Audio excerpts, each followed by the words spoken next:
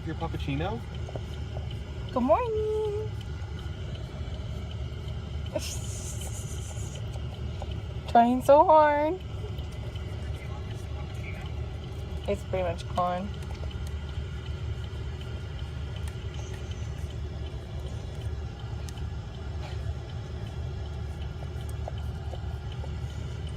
Working so hard.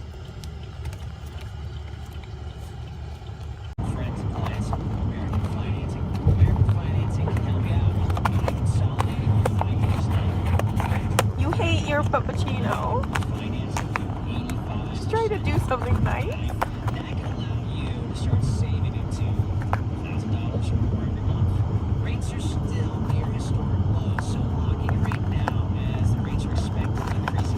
It's so weird how he's going at it. He's not even going at it in a good way.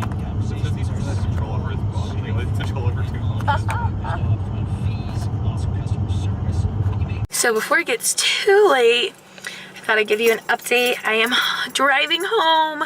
It's almost 5 o'clock and I'm actually only like 2 hours outside of Denver.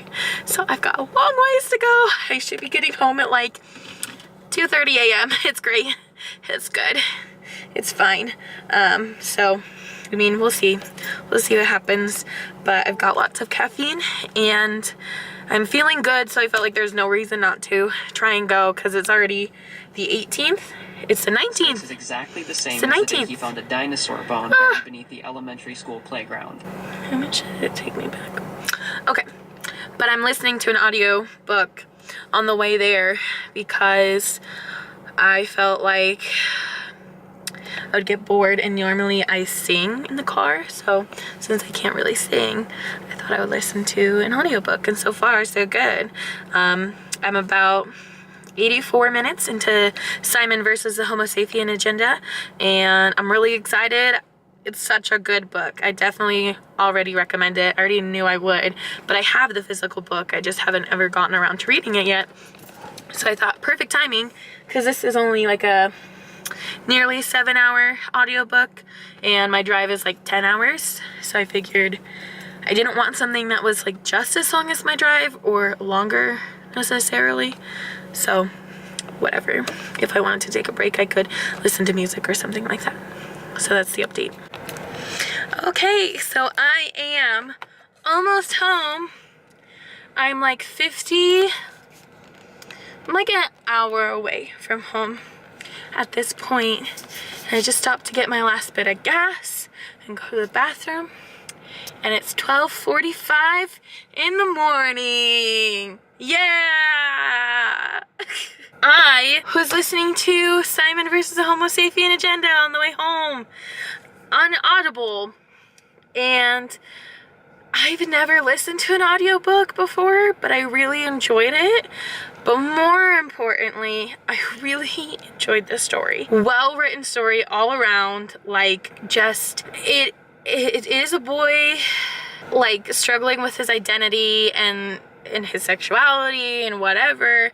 And it's kind of a coming-of-age story, but it was just so well written.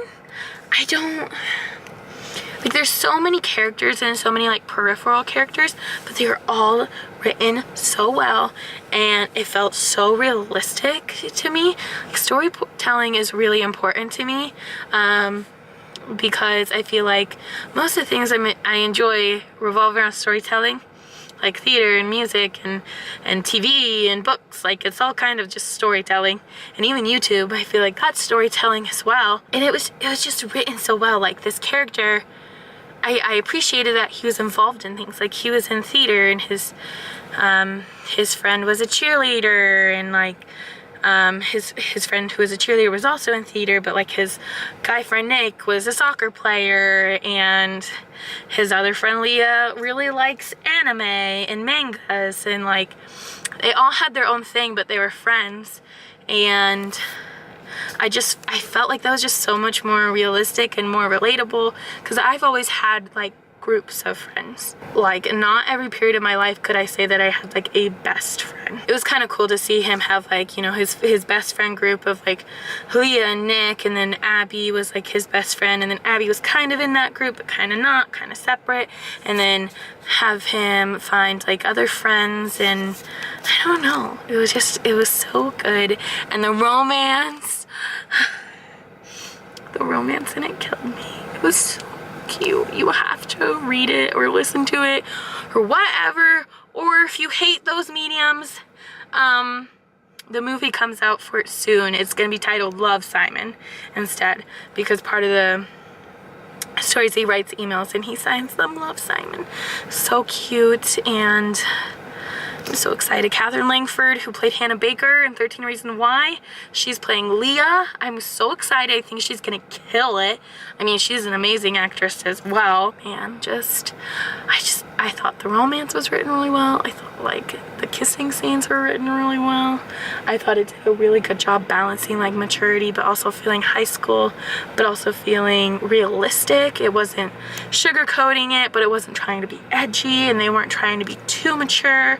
Because sometimes you read like teen stuff and it feels like this was written by a 30-year-old, you know?